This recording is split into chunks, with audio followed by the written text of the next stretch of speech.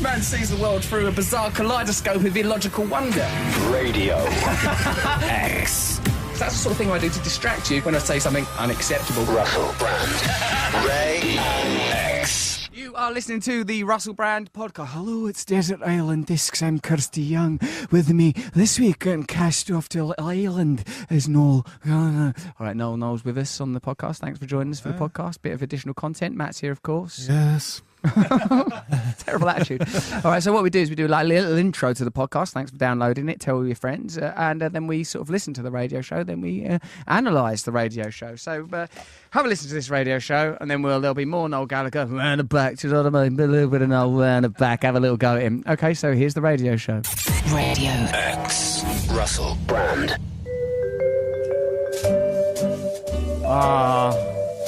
Life, eh? This is it. We're in the middle of life. You're listening to Russell Brand on Radio X. It's Sunday. Just calm down now. You've had a tough time and you didn't deserve it. None of it was your fault. Before this happened, we were listening to Oasis, the importance of being idle. And I think the news was probably just after that. I do switch off, and not physically. I don't listen at all, actually. No, I do listen. I'm very interested in this. But it's good to listen to Oasis because later on the show will be one of the members of that group. How professional that was. It's a young man called Bonehead who used to play the drums rather well, as I recall. I think he was a bass player, wasn't he? I don't remember all the Bonehead's jobs. He was a guitarist. Well, Neil mimed that at you, so don't pretend to have Could have been a bass guitar. Inside trivia knowledge. And the person that's claiming to know more about Oasis than they actually do, it's Mr. Matt Morgan. Hello, Matt. Hello, mate. You happy to be doing a radio show? Yes. Just the two of us today, because Mr. G is off wasting his time. I didn't even notice. That's bad of me. What, you didn't actually notice that G wasn't there? I just sort of thought he was coming later or something. Well, he is coming later. Well, there you go. Why mention it then? Because there's, I don't know, in my mind, I formulate the way I begin the show. I talk to you for a bit to establish our rapport, then I turn to Mr. G and say he'll be summarising the show with a poem, which how's he going to do that? Let's He's not spite here. him by talking about a lot of easy-to-rhyme stuff. Yes, all right. This bit that he's not present for. Don't mention and then when he comes, orange talk about at any Czechoslovakia. point. Orange does rhyme with a word. I've said this to you before. I know, you're always saying it. It's like Charles Brandreth. Go on, Giles. Sporange. I know. It releases spores. Okay, fair enough. Thank you very much, Matt Morgan. I'll be over here in Dictionary Corner if you need me. Now, listen, this is going to be actually a great show. We're very confident in it. The big bosses are thrilled with what we did last week. Really well. The bosses are pleased. And look at the guests we got this week. Theopathitis. God. Theopathitis. Theopathitis. You ever watched any of his programs? You'd know how to say that if you'd watched the programs. Sir, you think I don't watch the Dragon's Lair? Of course I do.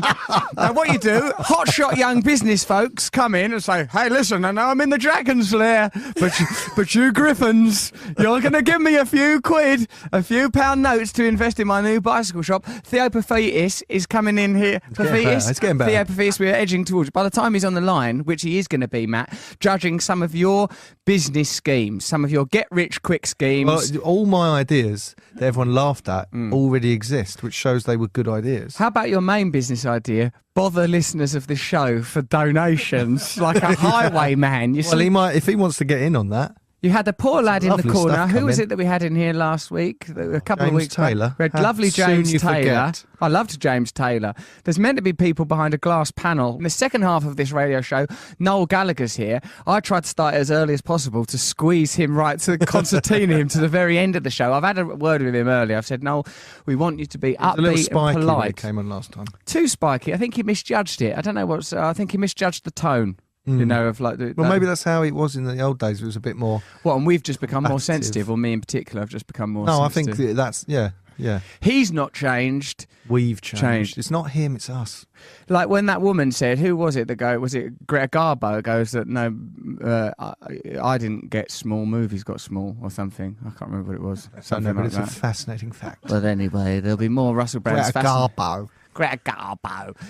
Listen, so there's some items coming. There's us talking to Theopathitis about Matt Morgan's Can you have business an idea? Because ideas. I don't want this to be like I've got one. Wheeling me out and humiliating me. Oh, don't you like the idea of the wheel Matt out and humiliating Matt? And what about, and also there's Matt Morgan's Forgotten Treasures, or whatever that was called. Forgotten Knowledge. That was a lovely item, wasn't it? I think people all like that. Lovely. Let me see. Get off that bit. What is that music? That's something you must never be told about. That's private. Gallery, yeah. I wrote that piece myself, actually. I wrote that. I compose now.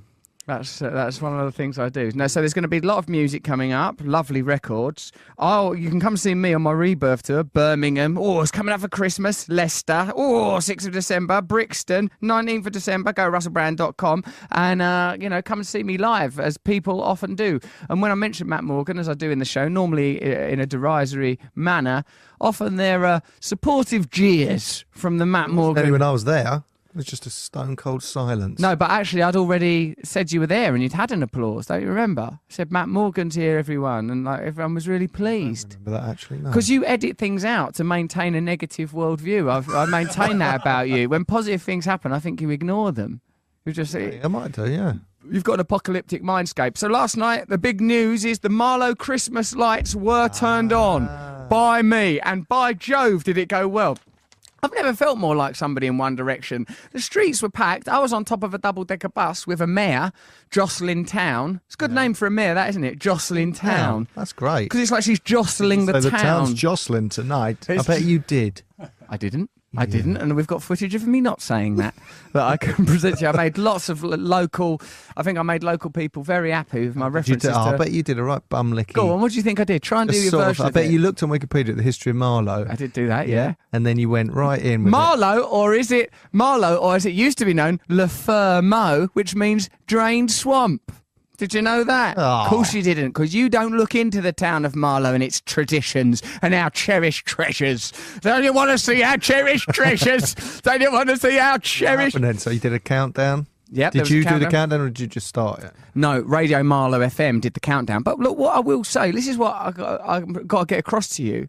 I don't know if you guys remember a little thing called Beatlemania. It was a lot like that, but in a small town in Buckinghamshire. With the people running away from you? They were terrified. They were seeing people flee. It was like, no, the streets were jammed wall to wall. It was like a football terrace. And for all people, well, they were there to see the lights turn on. Well, look, I'm not saying I deserve all of the credit. I'm not saying that Russell Brand is a real draw on Marlow cheer High Street. Electricity. In a way, well, actually, I believe in ritual and ceremony, and I said, like, what is a town? Town is a belief system. Oh, you didn't do that, did you? I did. Why'd you wheel that out? I wheeled it out. I mean, what is a light? What is a me? I mean, yeah, I'm more famous and more important than you guys, but I mean, is that really real? I suppose it is. What is a light? Look, why don't you want to hear my speech? Because here is my speech. After mentioning things like the local garage, Platts. After talking about my favourite Indian, I suppose Malik. If the bus breaks down, we'll have to take it over to Platts. Good old Mr. Platt could be. He's a grumpy so-and-so.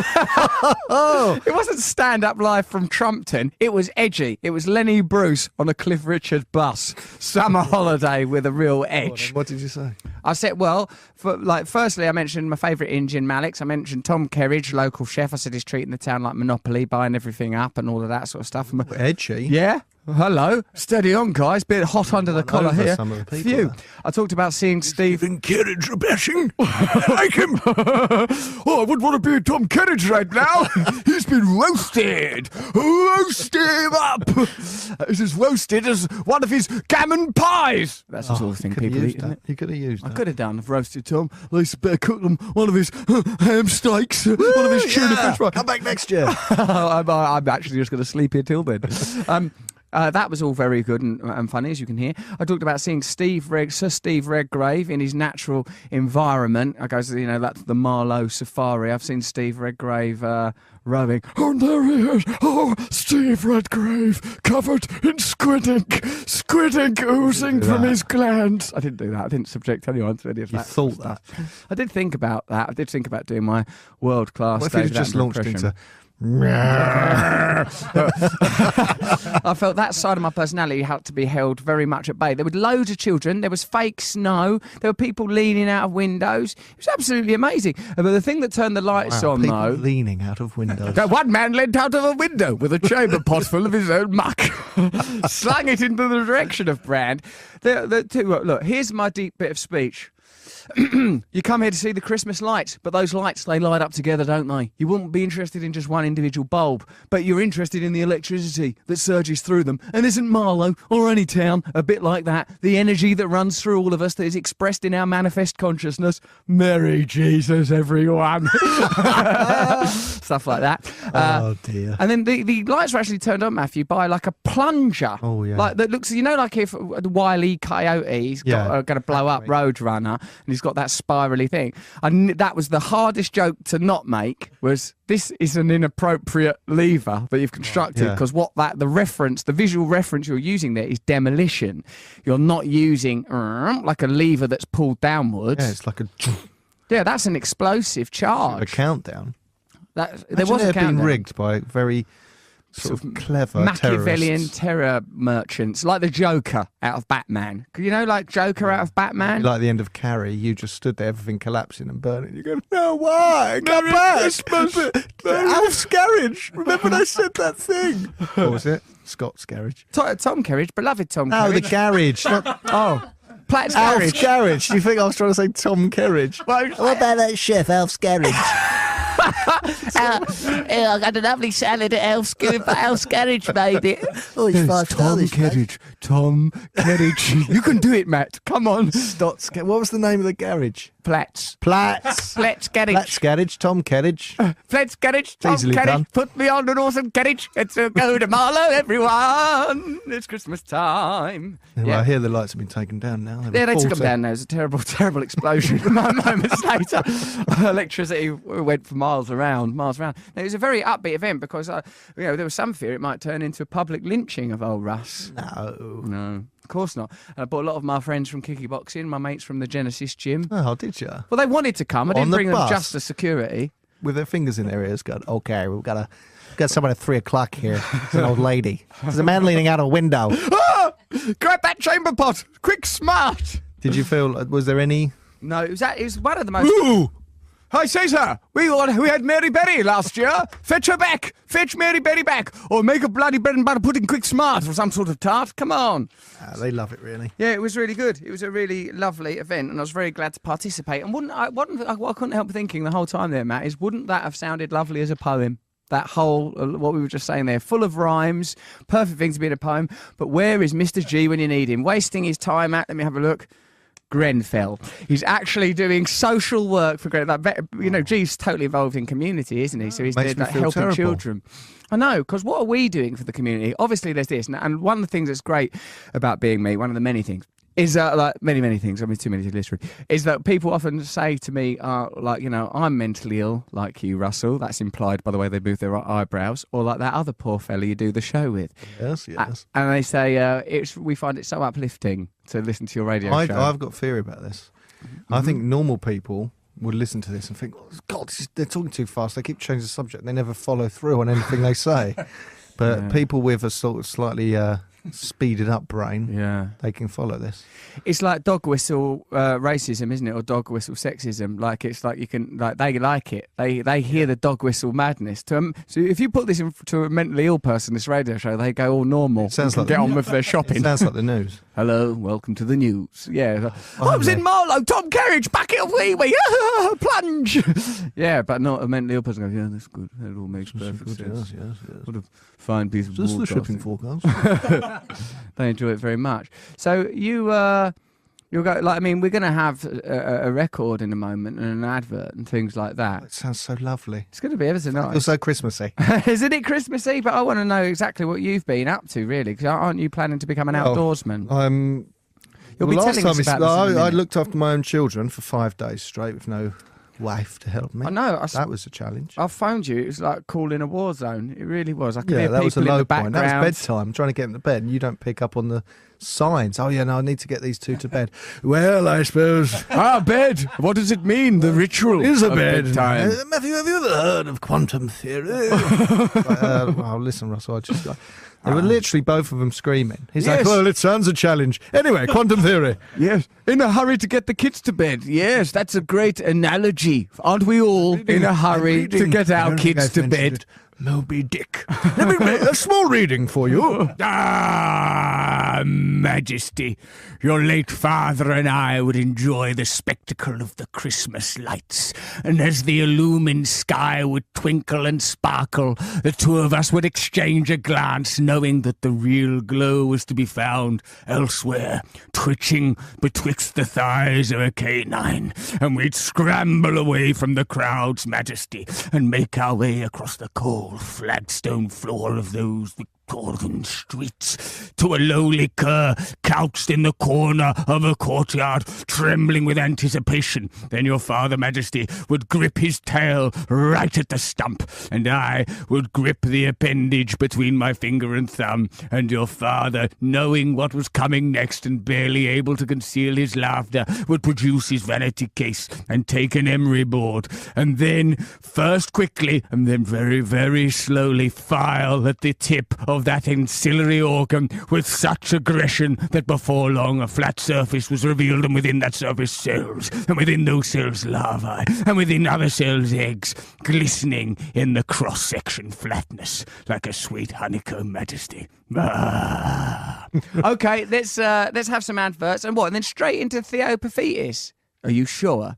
I don't too rush soon, into but we have Theo to Paphitis. probably because he's a busy man. It's probably a time thing. He'll be sat around Everyone's now. nodding. I bet he's just picking stuff off his toes right now, giggling and doing blow-offs in the bath. He's not got a proper job. On Dragon's Lair, how many days a week is that? I've watched it. Can't take more than half out of film. All right, we'll have an advert. Then we'll be talking to the star of Dragon Lair, Theo Paphitis. This is Radio X. Russell Brand. That was Sarah Gummidge with her new track, Why Do I Bother, Darling, If You Don't Even Love Me? Bands, Theo. That's one of the things I'll be talking to him about. He knows his markets. Of course he knows his markets. You've got to in that game. In fact, I think I've met him before, as a matter of fact. So, all right, let's have a look at some emails. I know, it's important. I'll just pretend. What people always say is, nice to see you. Nice seeing you. It's another one of my techniques. He's on the phone. If you're going somewhere, pretend you're going. I'm going to try and pitch to Theo saying just a minute when you're going to the toilet. Yeah, Have try and someone get that knock on the door. trademarked. I should be able to get something done. Actually, Theo was almost my most favourite of the Dragons, and I believe he's actually on the phone now. So, cross your fingers, everyone, because this is a big moment for us, because we sit on the precipice of literal billions. Theo, are you there? Theo? Almost your favourite. Look, Theo, it's a Dragon's Lair was always a dog-eat-dog environment. It was competitive as heck, and I used to like the very long man. You know, the very long one that's at the end. He's quite friendly, and I think he's The tall fella. big tall Tall fella. fella. Peter. He's a freak. He's a freak. He was an oddball, wasn't he? I mean, that's not what. I mean, you see the size of it. He's an unnatural brute, wasn't he? Yes. I mean, I walk down the street, meet people, and they say to me, "My God, you're taller than we thought you were." That's ridiculous. He was undermining you. I say that he should have presented that show from within a ditch. They should have dug a trench round him so that other people seemed natural heights like you. Thank you for coming on the show. I couldn't agree with you more. You actually, so nowadays, what I wonder when I watched that programme was how can you ever possibly filter the complex world of economics into this format of a TV show? And how does the experience of watching them talk about their mostly madcap ideas relate to the dog-eat-dog world of business, finance and commerce? I thought it can't be reduced to that, can it? But can it, Theo? That's an incredibly complicated introduction to it. Yep, that's a negative. I mean, I've got to say, we did get the good, the bad, and the ugly. And you did have to take a view on what was good, bad, and ugly. And certainly in the first couple of series, got that very wrong. We got better as we went along. What do you mean? Why was it wrong in the first few series? Because I didn't recognise the bad and the ugly as well as I did later. Did you ever make any proper wedge out of any of them schmoes? Oh yes. Did you, mate? Yes. Oh yes. You actually made money out of it. They were good ideas. Yes, but we lost money as well. Yeah, well, that's less good, isn't it? I know how business works. So, but generally, business is booming in your numerous enterprises. You're doing well. I'm a humble shopkeeper, and as you can see from the budget earlier on this week, it's all tough out there. You're a self-made man, aren't you? Hard. You've made yourself just using street smarts and your own natural intelligence and instincts. Is that right? Lots of luck, Yeah, and lots of hard work. Sometimes I think it's better to be born with a magical gift within yourself rather than being born rich. Don't you think? Well, I would definitely agree with that because I've got some really rich-born friends, and that they can be plonkers sometimes. Yeah, it's probably a bit complicated. You might feel a bit stymied by the wealth. Much better to be born with the old gift. Now, Theo, we're actually obviously I want to talk to you about the nature of capitalism and the way that it's in a way inherently a self-destructive economic mechanic. Although that I do see that as being distinct from entrepreneurialism, which is creativity in the world of commerce, which is a good thing.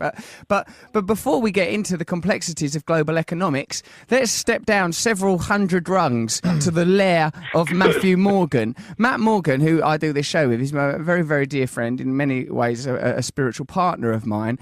Reckons he's got good ideas. I say they're all rubbish. Now, I would like you to cast your expert, in this case, earhole, over his brain gubbins. My ear-roll is switched on, but I'd just like to tell you that the business is not that complicated as that introduction. All right, go on. Can you make it sound more simple? Because I struggle with things like that. It is. You normally do something that gives you a profit. So you buy something, sell it for more, make sure your costs are less than the more that you make. Costs? It's not that complicated. This is what I learned off of the back of a book I read half of the back of once, is that really the all profit should be that the profit itself is problematic. That the value of the worker's labour should be returned to the worker. Well, everything has a value, and something has a value of what someone's prepared to pay for it. And in between that value, if there is no profit, then there is no work. I see. You think that the free market... There's no work. Unless people were prepared to, I suppose... Do you think, I note here, Theo, you do loads and loads of work for charity. You've got your own trust. You help the Royal Manchester Children's Hospital. You're a patron of that. I get the idea that you use your gift to generate a lot of good. But I can't help think we're stymied by systems that continually value profit over, I bet some of the most valuable things you've done are things that have helped other people, ain't they? Well, every day. Listen, every day you count yourself lucky. Right, because I said that earlier. I'm very lucky in lots of things I do. I work incredibly hard, and you would, in an ideal world. I mean, I am this closet socialist that realises socialism doesn't actually work. But you'd like to think lots of parts of it can work, and we've all got a responsibility. Yeah, I know. It's a difficult one for us all to manage, and I think that you and I can have an ongoing conversation about the way the world of commerce and economics can become more fair and more just. I'd love to be involved. But we're going to pull the pants off everybody if we try and do that on air. God, that's very good producing, Theo. You just dragon's denned me right up my own radio hole. So here, listen, Theo, will you do this thing with Max? It's much richer in entertainment value. I'm all ears. I'm all ears. Right, go on then, Matt Morgan. I'm less of a Marxist. Yeah. I want to make some money. You're more Marxist and Spencerist, aren't you, mate? Theo, apparently some of my ideas actually already exist. They're that good. But don't let that put you off. Well, they weren't your ideas then, were they? If they already exist, they weren't your ideas. They were my ideas, but then when I found out they already existed... Theo's gone in quite hard there, and I'd like to back you there, I like Theo. it. I like to be treated very badly. You deserve it. Well, one of my ideas was a child's shoe that grows with the child. That apparently exists. Not in the way that I meant it. I meant it was sort of... What do you think about that, Theo? A child's shoe that grows... He's gone silent. With a little horrible buckley boot. Can you imagine it? Sort of extending like a little concertina. It already exists, and let me tell you, it's an eyesore. It reminds me of elasticated trousers. Elasticated trousers for the foot. Foot trousers by Matt Morgan. Well, elastic trousers have made a lot of money, haven't they? Last time I looked. They exist, but they exist. They exist. We could say that. You're naming things that exist. Now do another right. idea. An online shopping delivery box. You buy stuff online, you sometimes miss it. So what you do is you buy a steel container with a code. You give the code to Amazon or whoever. Other people do deliveries. They drop it off at your house. You never miss a delivery again. It's bolted to your house. What do you think of that, Theo? And these. I will say, Matt's not trying to annoy you. These are genuine ideas that he's trying to make. He's trying to make money. He thinks he's going to make money out of this stuff. What's going on? It already exists.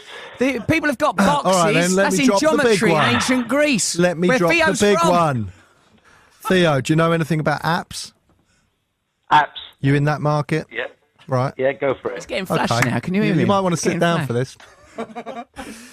You know the term IOU? Yeah, you've all heard that. He's angry. This is an app called UOI, right? Yeah. Now, if you lend someone 20 quid, or one of your friends buys 5 tickets to a gig for 5 people, and then Perhaps for Russell Brand, great show. Quite please. It's for small debts, right? And there's no sort of contract involved, is there, in those things? And it sort of drags on for months. It's embarrassing. What you do is you both log into the app. You say, £10, he owes me, right? And then there's some sort of time. Horrible swallow there. You got to, I feel like I'm on Dragon's Den. That's it, basically. Are you sweating at this stage? I just want to visualise. This. No, I feel very relaxed. I'm The so dragons confident are in this irritated idea. by Matt's rubbish idea. Hang on. Theo's looking at his shoes, Let me just sell which this again. notably are not elastic trousers. Can I start again, please, Theo? Yeah, I think you best. Okay, look, it's a good app, right? If you owe someone money, if you're going to borrow money off someone, then you both log into the app, so they both got to download it. There's ads on the app. We make money out of it, right? And then the app reminds you, like a week before you've agreed to pay it back, you owe this. Someone's found it on a bloody internet. Does it exist? Do you get paid for this? He's getting paid. Do you know I actually give him more money than I take from the show because out of kindness and love? Can you imagine that? That's not true. Me with all my talent. Russell, with all due respect, if I had your money, I'd burn mine. Oh my God! It would be a big fire for a little reward. I've just found out that 5 apps exist that do that job, so therefore it was a good idea. I didn't research it. I was asked to come up with stuff. I did that on the train in.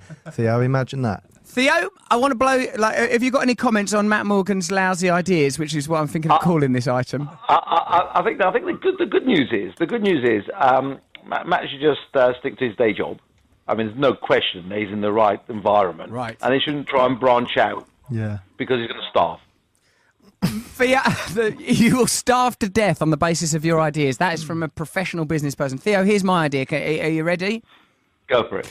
The world has become a place of confusion and disillusion. People are disillusioned with politics. People don't know what to do anymore. There's lots of fear. There's a sense of division. We need an annual festival where people come together to discuss new ideas. Think TED Talks, but for everybody. Think yoga, but for the working class. Meditation for every man. Tai Chi for geezers. Think Glastonbury with speeches instead of bands. New ideas brought together. People, you Rubbish. go there and you change your life and you help one another. Your compassion, you have an opportunity to express your compassion and love by coming to a place where you'll learn things, and the real take-home knowledge is you take home a project where you'll help other people, like a festival for compassion. I lead it and I interview innovative thinkers. You might be a person that we'd love to have yourself. No, it's not.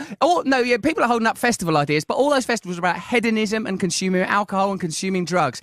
This is like a car fest where the object, instead of being a car, is spirituality.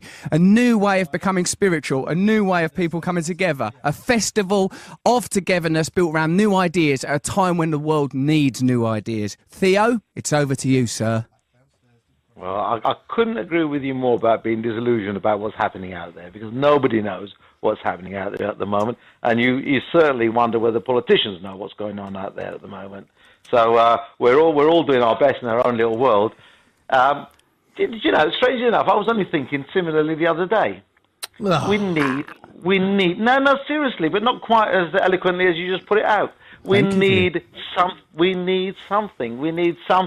that people can actually hang their hat on at the moment. A growing show. There just isn't any. There's just so much delusionment, and there's so much good out there as well, by the way. That's right, people's kindness and compassion. For example, G, the poet of the show, he's late today, but he's the third member of this ridiculous bicycle. He's off helping at Grenfell doing like community work and teaching kids like how to write English and write stories. He's always doing stuff like that. And I think there's so much goodwill. There's such a need for community and for people to come together. And I say a festival where people come together, where you can change yourself within, using some of the techniques in my brilliant book that can take you from a position of loss and despair to a position of connection and enlightenment. You can do it on a personal level, you can do it on a social level. Big ideas, accessible and applicable in your life. That's what I'm suggesting, Theo, and a festival. And sustainable though. It's going to be something, an idea or something that's sustainable over the longer term. Well, which I know, like, in a sense, does imply that there's an economic component. But, like, I feel that one of the reasons that people feel disconnected is because communities have broken down, the church has broken down, belief in politics has broken down. But people still need to feel part of something. People still need to feel part of communities. And, of course, festivals already exist, but those festivals exist so you can go and get off your nut and listen to bands. There's not an expectation that I believe that those festivals are sourced from the idea of pilgrimage, going to a place to change, going to a place to change, exchange ideas and experience community, but everything goes through the filter of commodification and commerce. And of course, I suppose this necessarily would as well. But you would leave there feeling like I've refreshed myself, I've learned about myself, I've not just gone there and got off my head. It's a festival of self-improvement and self-discovery for yourself and for your community. Well, Russell, I just took while you were saying that, I just took my temperature. Go on. And it looks normal. But I'm now worried because I was finding myself agreeing with you for a bit, and I thought maybe something's gone wrong. Uh-huh. But listen, I'm very much in line with your thinking. Very much in line with your thinking. I'm going to want to follow up with you on that because I think that you are a fine example of a person who come from humble beginnings and created something. And I think there's a great deal of energy and a great deal of beauty and brilliance in this country that's going untapped. Not much of it's coming through Matt Morgan with his expandable concertina booties and his tin boxes strapped to a fence. But elsewhere, there is greatness that I think needs to be utilised. How much is a ticket? Well, at least to we've this put Matt festival? on the straight and narrow now, haven't we? We've got to get put him on the straight and because narrow. Matt is actually a very gifted man outside of entrepreneurship. He's perhaps the funniest person I've ever met in my entire life, and I've spent my whole time trying to distract myself through humour. So yeah, but tin boxes strapped to a 10-foot. We'll encourage him. We've got to keep him on the straight and narrow. But Theo, I'm going to be catching up with you about this festival. Sounds good, mate. Yeah, you two making money out of a festival. That's what's going to happen. That's right. £300 a ticket. No one will go who should be going. It'll just be rich people who already agree with you. No, that's one of the challenges. We want to make sure that ordinary people, because give tickets away then to some people. All right, I'm down with that. I'm down to listening to Matt's ideas, as long as you don't try and strap a tin box to anyone's back and make them a sort of human delivery metal tortoise or something. I'll have a stall there selling growing shoes. Lovely. Theo, thanks for coming on the show and being patient and Pleasure. tolerant. You're a lovely Thank man. you, Theo. We're going to be back in touch with you. Thank you, mate. Good speaking to you. Look forward to that. Thanks. Take care. See ya. Bye, guys. Thank you. See ya. Bye. Bye. He probably lost about £40,000 in the time it took Cost him a bomb, isn't it? Sitting listening to that claptrap. Absolute nonsense. All right, what we're going to do now is we're going to have a little bit of an advert, and after the advert, we're going to be, we're going to be building utopias, is what we're going to be doing. We've got Noel Gallagher coming up on this show later on. We've got more from Matt Morgan. We've got more of your emails, because remember, this festival already exists. We are that festival. You are that festival. Everything you need is already inside you, but that don't mean we won't try and sell it back to you. Triumph! Russell Brand This is Radio X. That was the Stereophonics. What do you mean I went too serious with Theo? Well, basically, I was told, pitch some rubbish ideas to Theo so we can all have a good laugh. out of it. And then you went, oh, Theo, yes, my friend's not well, but listen to my festival idea. And then you launched off into a proper thing where you were passionate about it. Yep, passion. You've got to learn that in life, Matt. Passion is what sells. People, you don't sell the steak, you sell the scissor. That's what I always used to say when I was a little girl growing up in Sidcup, and people used to come for me. They used to come for me with business advice. Come for me? They used to come for me. They used to lunge at me for business advice, and I used to go, "You don't sell the steak, sell the scissor." I don't even know what you're saying. You don't sell the steak. What? You don't sell the steak, you sell the scissor. You don't sell the steak, you sell the scissor. Can you say in just a normal voice? Don't sell the steak, you sell the sizzle. You don't sell the steak, you sell the sizzle. That's right. Sizzle! Right, okay. Want some sizzle? Sizzle for Well, that just sale! means like a load of old rubbish. No, it doesn't. It means that people buy into ideas and not the actuality. It's the people are attracted to That concept. to me sounds like you're selling poor quality steak. That's right. Huge sound effect. Well, also, I suppose, what is it that draws people to things? Think of everything you ever buy. It never does the job. Look at those sunglasses. I really loved them. Actually, That's not true. Like them. I still Got a quite wool like 'em. jumper over there that's as warm as toast. How long you had, old woolly bully? Came this morning. Woolly bully. You've only had it a morning. Woolly bully. You've only had it a morning. You ain't had time to get I'm bored going of to it. go and live outside for 2 days. I need wool. Right. I've got a lot of questions about this. 100%. But first of all, remember we're doing a live show soon. When is it going to be? 17th of December. Yep. Sadly, there's only 28 seats available. But anyone who wants to at any time can come and stand behind a glass panel. What did HR say, Neil, when you asked about the efficacy, feasibility, and plausibility of of standing behind a glass panel? It's doable. People can stand behind a glass panel. I hate to say this, and I you don't been want to down the sound glass panel? fatphobic, but you can't fit in there. I could barely fit in there. What, to the gap? The gap to get There's to it. quite a tight gap to get in there. If you're fat, you needn't bother applying for this. Thin people, thin, spindly folks. Extremely motivated fat people will get in. Yeah, they're prepared to butter up, cutie, and get yourself behind a glass. I want to see some buttery chubs behind that glass panel.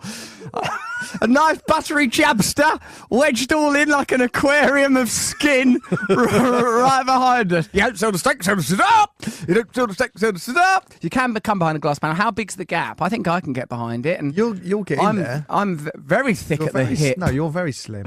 Yeah, no, you're not gonna. It's not that bad of it. Look, It's about a foot and a bit. Look, we won't be prejudiced against people on this. If you can't fit down the behind the glass panel, you can jolly well stand here with me. I'd like it. But behind that window, that's the buttery... Keep making these claims. Do you know what? People complain to me on Instagram because you said get 100 people to follow the podcast or whatever. Look, I don't do and the they admin. did That's that. Neil and Gareth. They were supposed to do the admin. And People did they find 100 people? Stayed up all night doing it, and then you changed the goalposts. That's really hurt me. Because I make this show for people motivated almost sheerly and entirely by love, right? You know that. So that hurts me to think of people, because I know what it's like to want to be behind a glass panel, and a lot of people share that feeling. E.g. Dominic Duggan. Hi, guys. He sent me an email. If you want to send me an email, send it to... What's my email address, Neil? Russell@RadioX. Russell@RadioX.co.uk. Send me an email, Russell@RadioX.co.uk. And you can apply for the live show at Russell@RadioX. What is this spare tickets still? We've got 28 tickets to shift. We're going to have to go on the road. I'm going to try and get booked on the One show. See if we can promote it. We should do a big gig where everyone could come. As everyone who wants to come can come. I'd say let these people in there in the corridor taking photos of me right now. Let them in. Stick them. Right, let's try out the glass panel with these people.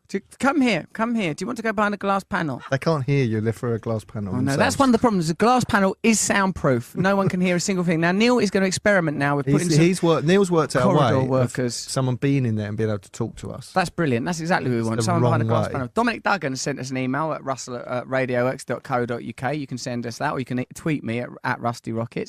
I don't know if you could do the item gay anymore when we used to help people with problems that were related to same-sex sexuality. That's what we used to do in the old days. Very popular item.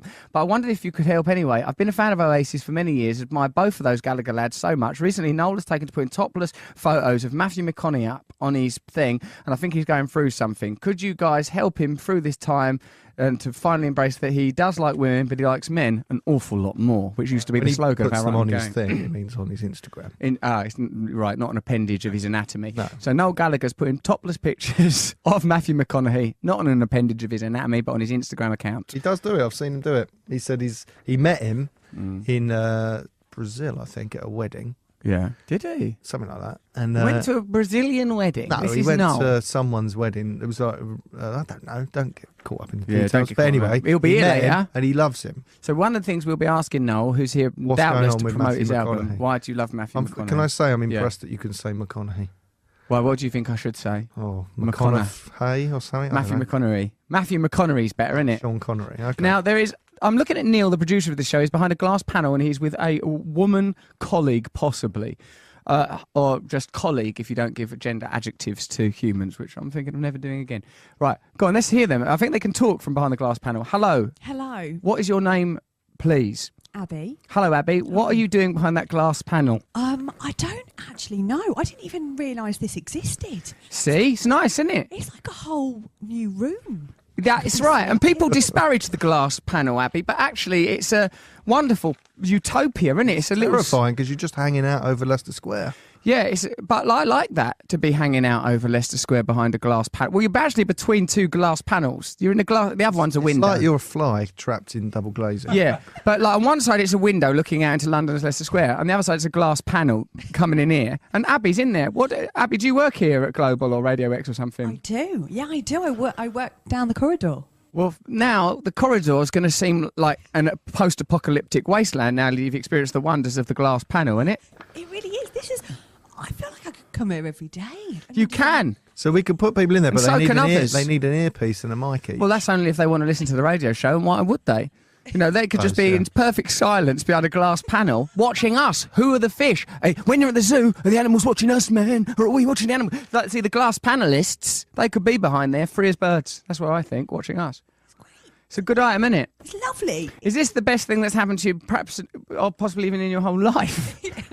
Yes. See? Like I've worked here for maybe 6-7 years, and I did not even know this existed.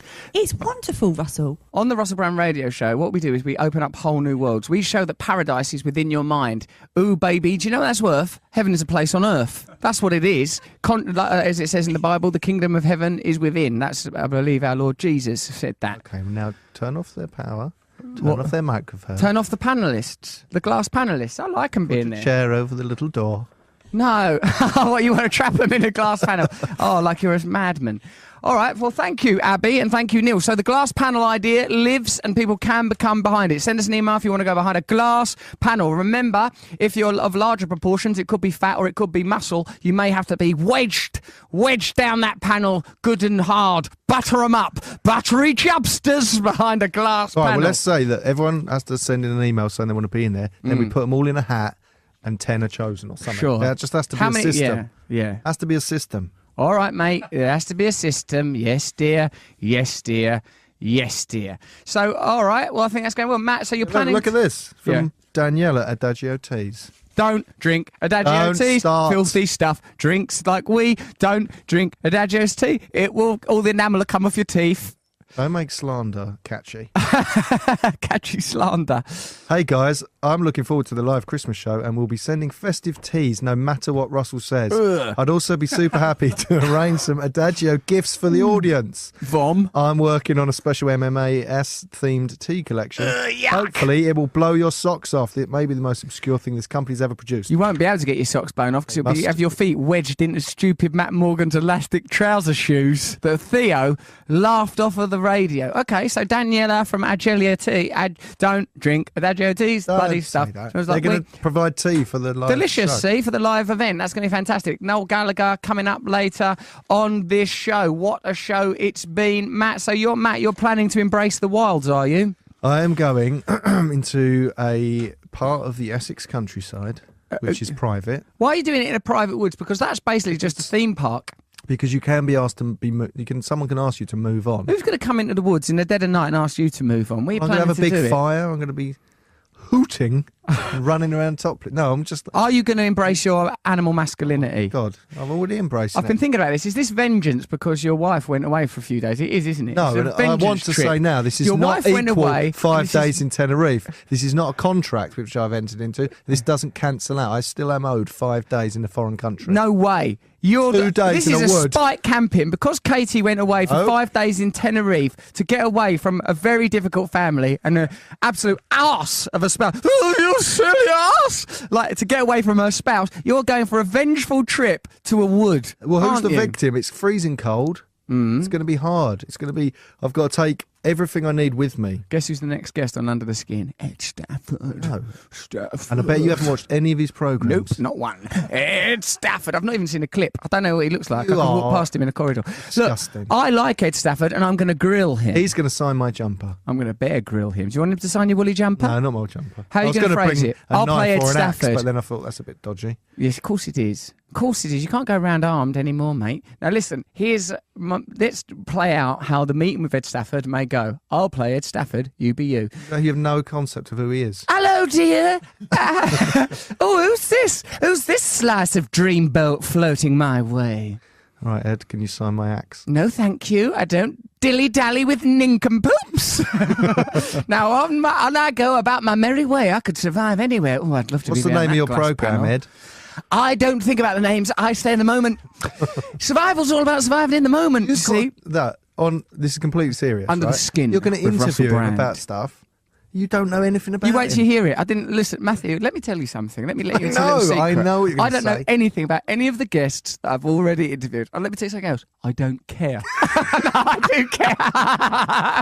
No, of course So I true. care.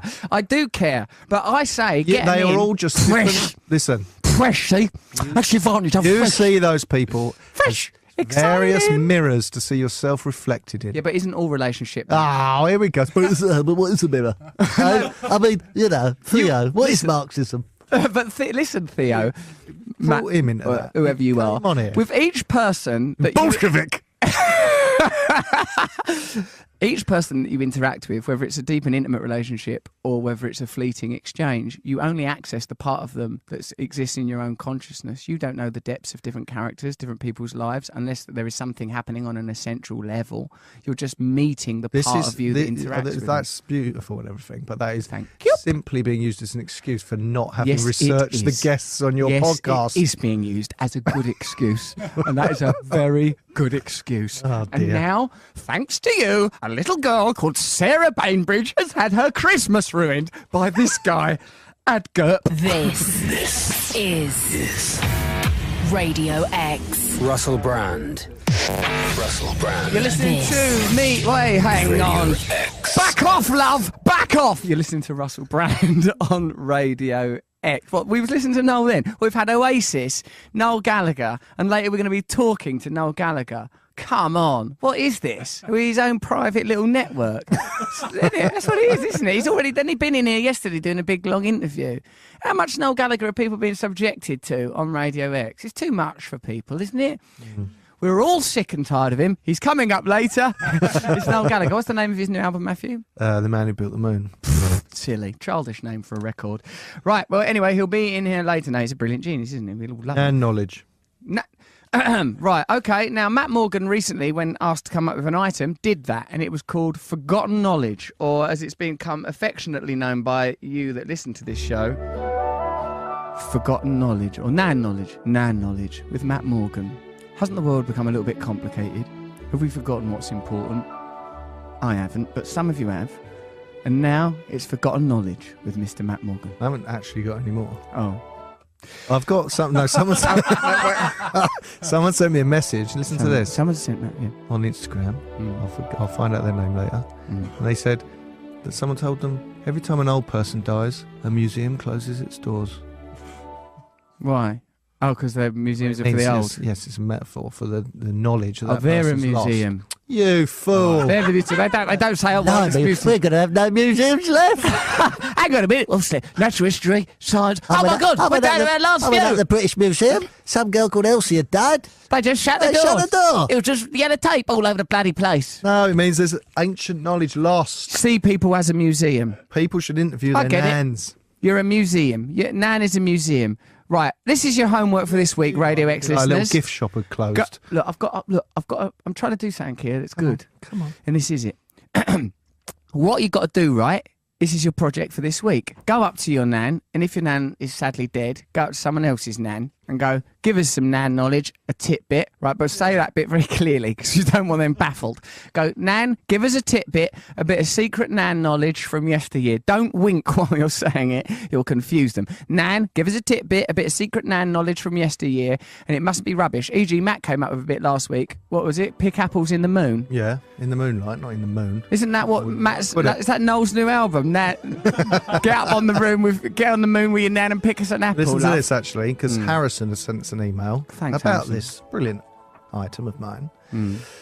He said, yeah, here we go. A mum, when cooking pork, his mum, always used to cut someone else's mum. Oh, someone's A mum. mum, when cooking pork, always used to cut the top off the pork and lay it in the same baking tray as the rest of the pork. After years of seeing this, the daughter once asked, "Why'd you do that, mum?" To which the mum replied, "I'm not sure. You'll have to ask your grandma. I always saw her do it."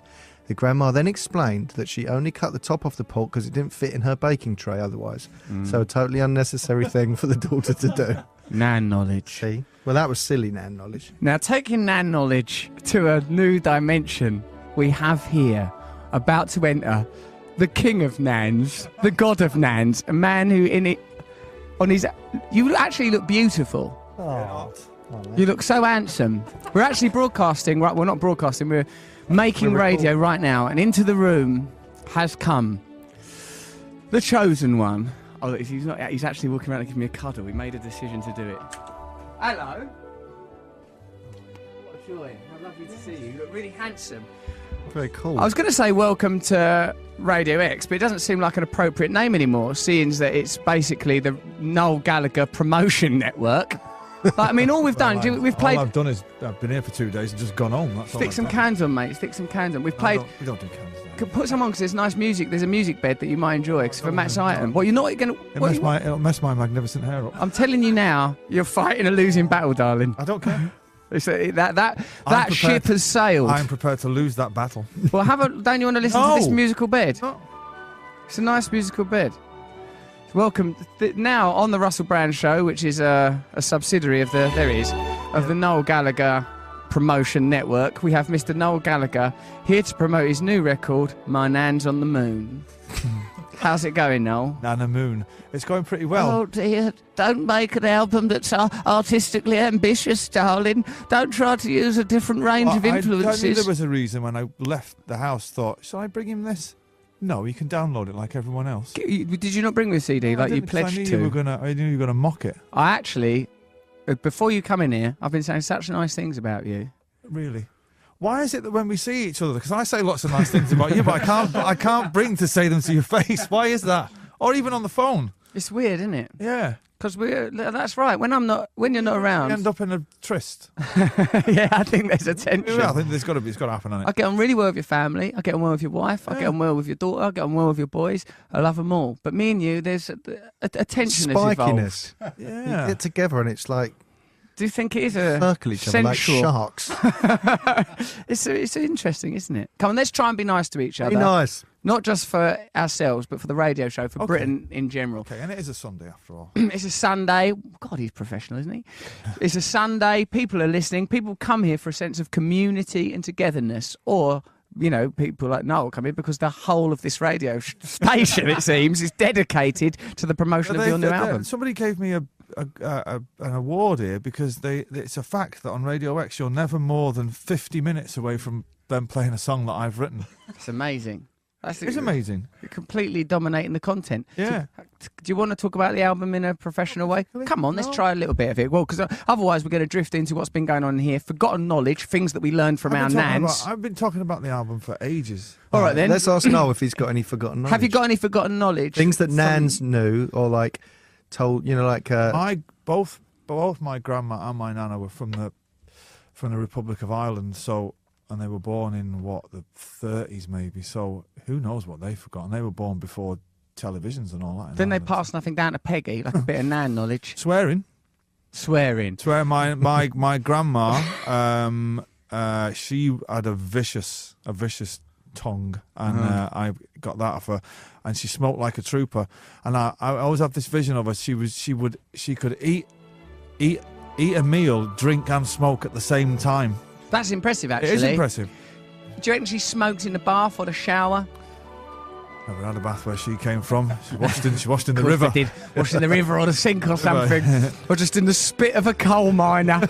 Or a rebel Republican militiaman who were just washing the saliva of the people fighting for freedom over there in Ireland. What knowledge have you forgotten? God, everything, really. I mean, when I think, my relationship with my nan was primarily, borrowing a pension book to take the money to score, of course. Are we still peddling that knowledge? Still going strong. I'm going to ring the last few drops out of that. And also going there for omelette and chips in the middle of the night. I don't remember being passed. Ruining my item. All right, hold on, do you? Yes, last week we spoke about how if you're meant to pick apples in the moonlight because they draw up more water and they'll last longer. Wow. All these ancient things that have been forgotten. Not stealing your nan's money and spitting on Noel's nan. We've really undermined the whole atmosphere of a nan. Item. Picking apples in the moonlight. Yeah. Sounds like a sort of my Thin Lizzy, doesn't it? They retain more moisture, see, Noel, in that moonlight. The same way that the moon controls tides, the way that we're all one, the way that nature governs all things. Still does these speeches. I do a lot more of these speeches now. They've really been stepped up. Well, we're on the subject of the moon. Noel Gallagher's, what is it, the man who built the moon? Yeah. Why are you looking at me, asking me? Because he won't cooperate. Oh, right.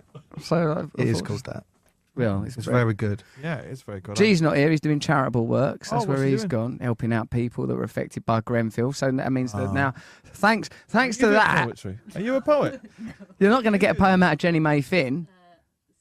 Noel will do the poem. No, Actually, it would be nice if you summarised this with a poem. I think I'm get ready for the word "shine" featuring very heavily in the summary of the show. Okay, listen. So we've done that. That's one of the things you've missed. Nan knowledge. We also, the bloke Theo Paphitis out of Dragon's Den. We had him on here because I remember. He used to be chairman of Millwall or something. Did he? Yeah, I think he did. Yeah, he's Right. on Millwall. Yeah, it says it on there, yeah. 8 marvellous years. There's no such thing as 8 marvellous years at Millwall. So, but he nonetheless came on here and Matt pitched ideas to him, like extendable children's shoes, concertina children's shoes. Shoes that grow with the child. Yeah. See, his face is lit up. He wants to back that. Anything else? Theo Paphitis, he made noises on there that made it sound like he felt he was really wasting his time and he was antagonised. I thought that the phone could do with some kind of lighter attached to it. Phone lighters, like a Swiss Army knife phone. Yeah, because if you could just, like say go on a night out, because you don't, because the phone can do everything, right? But imagine if it had a little lighter. So you want to incorporate a lighter in the phone? Get Theo back on the phone. Everyone does vaping now. Well, Noel Gallagher's like Nan knowledge. Phone vapes. What about phone vapes? You have a vape on your phone. I do. I'm partial to a vape. Yes. Mm. We could be vaping ourselves senseless on our bloody phones. You're going to come for that. We're having a big Christmas shindig. Up to 28 people are going to be allowed into the studio. Yes, downstairs is the studio. Theatre. All right, okay. When is it? What date is it? 17th. Not at Noel Gallagher Radio. We'll be doing a special celebration. Around, I'll come. Yeah, please give something do. back. How's your life then? How's everything going? It's good. It's good. It's been a bit of a busy day. I've been on the radio all day, but it's been You was good. on Chris Evans this morning. I was on Chris Evans. My this name morning. come up? Your name, fortunately, did not come up. I was just lying to you before when I said that I'd said that on national radio. I told Russell that I'd said, I used to come in this radio station with what was his name again now? Oh, lanky fella that may have done a bit of drugs. What was his name? Lanky, skinny, no good for now. Got us all fired. Russell Brand, that was it. Was it in our old studio? It was in the old studio, yeah. In our old studio, yeah.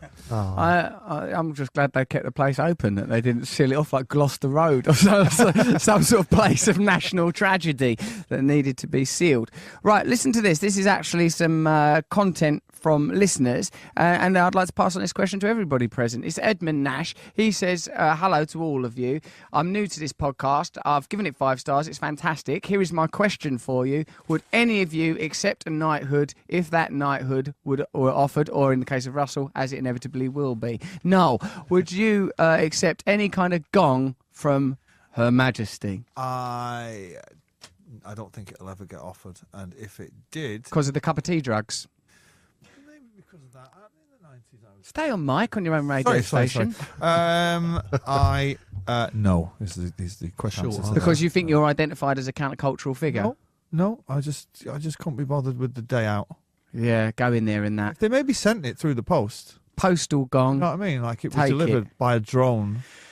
That's right. And if you were out, you could have sort of like a metal box that would be outside the house at all times. That's what I did. He's mocking me. And the object could go into the metal box where it'd be entered into a key code. And that's courtesy of Matt Morgan. That's one of the ideas that he pitched to Theo, a metal box. Online deliveries, you'd never miss one. You have a coded box. The code is given to...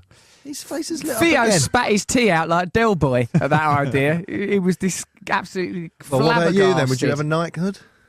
You'd never get a knighthood. No, I've done too many Surely stupid the question things is now, to somebody, would you ever offer Russell Brand a knight? That's the question. Under what? Because you would accept it, because quite frankly, you'd accept anything that was given to you. Yeah, he would accept it. No, and then he'd go, but what is a knighthood? I mean, what is a queen? I mean, you know, it's just, I just wanted to see inside the palace. I did it for my mum, really. Are you the man who started the failed revolution? Oh, don't worry about that. It's still going. Take that hat off. No, you're quite right. I would. You would? No, I wouldn't. No. Have you? I mean, you would. I can tell you would. Yeah. Have you gone back to your old school and done a speech? My old school? Yeah. Absolutely not. Have you done anything like that? No. You've not done anything that's sort of like civic-minded? No way. Somebody asked me that I was going up to Manchester the other week. Someone on the train said, "Are you going up to switch the lights on?" Oh yeah, lights, and I was because there's no greater honour. It's a little naff, isn't it? There's no greater honour than turning lights. Because if you think about it, we live in a society bereft of rituals. Have you switched on the Christmas lights recently? Marlowe lights with Russell Brand, and as you can see, the crowd still flood to see me outside the glass panel in the corridor now. People, may I say, of a very pleasing ethnic mix gather outside, 50-50 between the colours. Invite them in. Bring them in for the atmosphere, Neil. Bring them in, or Gareth. Someone just open their door. Come in here and enjoy the experience. Come in. Here they come. The people of Britain, much as they were in Marlow. Hello, everyone. Come in, welcome. How come you're at Radio X, or as we call it now, Noel Gallagher Radio, where Noel Gallagher gets to promote his record? What are you doing? You're on a tour? Yeah. Where are you all from? School trip. Come right over. You're from a school trip. Right, you can speak into this microphone and we'll all stand in like soldiers. What's your name? Where are you from? Shadia, and I'm from Enfield. Oh, Shadia, what, you're on a school trip? How old are you, mate? 17. You're 17. Bloody hell, how come you're still at school at 17? Don't you get kicked out at around 14? All right, okay. And what about you? You're all from some academy in... Why are you doing a tour of Radio X? Could you tell me, mate? Yeah. Oh, you're music students. You have come to the right place. I wish we had someone here with a bit of musical knowledge to pass on. Someone whose songs are played every 10 to 15 seconds on this radio station. Of course, we're here with the great icon of British music, Mr. Noel Gallagher, the person that's in some ways written the new national anthem of our nation with many of his tracks. What are you learning about music then? Do you want to ask Noel anything? Any of you? Ask me who, in my opinion, has committed the biggest crimes against music. Come on, the biggest crime. Mr. Gallagher, which particular atrocities are you referring to? My mind wanders back to that sad event at the Olympic Stadium. Yeah. I am here. No, that was it. Come with me and you'll be. This is me at the Olympics. I'm sure you will remember being young people. It's probably etched into your cultural memory. The Great Olympics. You remember, do you, young people? No. They look blank. They look disappointed. They look confused and disillusioned. Well, if you don't remember my rendering of Come With Me and You'll Be in a World of Pure Imagination, which was great at the Olympics, lit up the London Stadium in a way that's not been seen since West Ham took up residence there, let me tell you. I suggest that you type in his name on YouTube and they'll come up. This video has been taken down.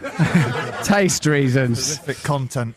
But if you're not familiar with that, perhaps you know of my track When I'm 64. Another great gem. Got all about that. When I get older. Did you ever watch EastEnders when you was like little children? Do you remember Dot Cotton? If you can imagine Dot Cotton having a stroke singing When I'm 64, you've pretty much got... Why imagine it when we have the gift of radio and one of the world's great entertainers with us now? When I get older, losing my head. I'm feeling concerned. It was higher than that. 20 years from now.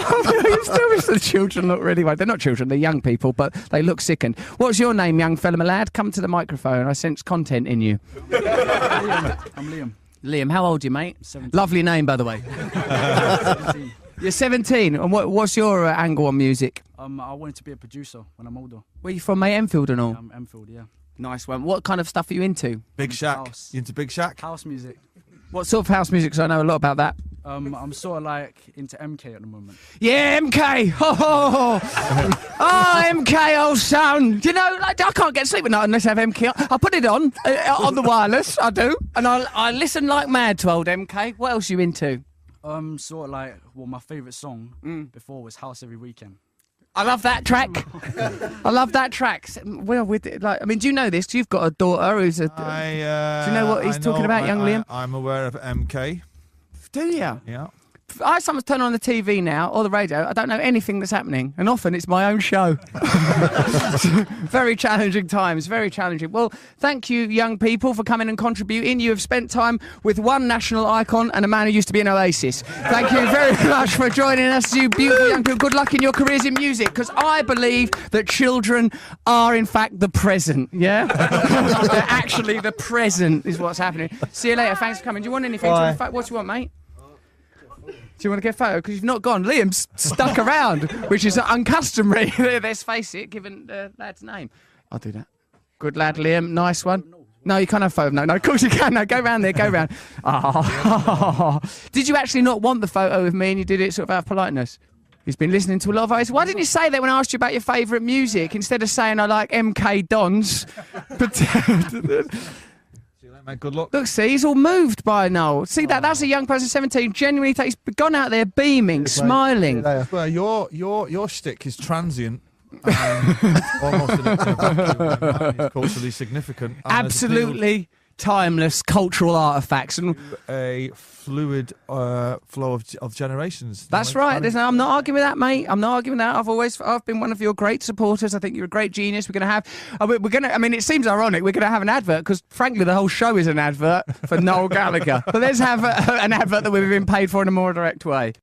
You are listening to Russell Brand on Radio X. Joining me, of course, is Matt Morgan. Hello. And Noel Gallagher. You're here. Hello. You're here. I'm here. What are you talking about, you two? What songs do you want to play of Noel's? Dead in the Water. Yeah, why? It's a bonus track on the album. And he didn't even know it was being recorded. What was the video you two made about, have no name. without involving me? You two. You two made the thing that we did without involving me. Going down What a was storm that? on the internet. What is It it? was like a quick fire interview. Did you write the questions? Yes. So what happened? Why? Noel's idea. I wrote the questions. Why didn't you he involve asked me? a series of very, very funny questions. What like? Like, do you... Can we say that? Can we say it? Yeah, we can we? Yeah. Do you prefer... It was like, fast or slow, blah, blah, Chinese or Indian? And as I said Chinese, he went boys. And when the answer I really wanted to know, because he lives between his London home and the country house. Checkers. Yeah. Twinkly bottom. I was asking, does he have a toothbrush in each house, or does he have a little wash bag that he goes between the two places? Guess. Right. What do you reckon? Toothbrush in each, surely. He's got a little travel bag. A little travel bag. With little Paddington bears on it. Yeah. Oh, you Yeah. sweetheart. That's so lovely. Yeah, so if you know what you want to get me for Christmas, when you pop pickers lovely out little there, wash bag for Noel. Do a little crinkly bottom wash bag with the face of Mr. Blobby on the front. That was what we want. That's Yeah. precisely. Keep your clothes. You've got a sort of clothes at both houses. No, can't do it. So, Matt, did you, when you were composing those questions, mate, what you thought, this is the He asked things me, I'd really like to know? He asked me, was it true? Did I own a black speedboat called Frightwater? I said yes. Which, if I didn't, I will. Very He's going to soon. buy one. So Yeah, no, it's good. It's funny. I think there's a 9-minute version. Didn't slag you off once. Thank you. No. That's kind of you. We'll Mention you once, which you Well, probably that's be very actually upset more about. We were offensive. thinking about you. Why don't we? We'll have a look at it. We'll tweet it. We'll put it out there. I mean, I'm sure it's a great cultural artifact. This is a thing you'll enjoy. I've done this TV show like last month. It's going to be on TV in January on Comedy Central called Comedy Roast. Right, Jimmy Carr hosts it. It's a female comic called Catherine Ryan on there as well, and it's like people come on, two comics, and have a row with each other. Oh, like a battle. Like a roast battle. In fact, that's the name of the show, Comedy Roast Battle. Oh, okay. All right, and like I thought, and I was maybe one of the judges. I thought it'd be like Strictly Come Dancing, and I'd be like Craig Revel Horwood. I'd just make a sort of a sly little remark at the end. Your timing was off. Your clothes were rubbish. Perfect, exactly. That's what I was anticipating. Instead of which, mate, I was hauled into this cyclone of condemnation. Like people were like, mate, the Katy Perry jokes here, all sorts of. I'm like, well, I'm not doing this, right? Like, 'cause I've not paid any attention to what it was because, like, my agent was integral in putting it together. Looks after Jimmy as well. I go, oh yeah, all right, I'll do it. Sounds like a laugh. Why not? Right? Like, a couple of days' work, no problem. It was absolute nonsense. I called up after day one of it. I was like did a whitey. I was like someone that had been through like a deep trauma. It was like living in a nightmare. What it felt like, Noel, is that I'd licensed people to say the rudest and worst things they could could possibly say to me. And because, like, in that situation, you know, with Jimmy, there's one or two things you can say to Jimmy Carr. You'll know the sort of like news stories. Once you've peddled through that, then you're left with me, like some great Jabba the Hutt of controversy to throw knives at. After night one, I goes, I need to go there armed tomorrow. I called up Matthew. I goes, Matt, I've agreed to do this thing. I don't like it. Everyone's been so horrible to me. It's like, well, I call Johnny Marr when I'm stuck with stuff in the studio.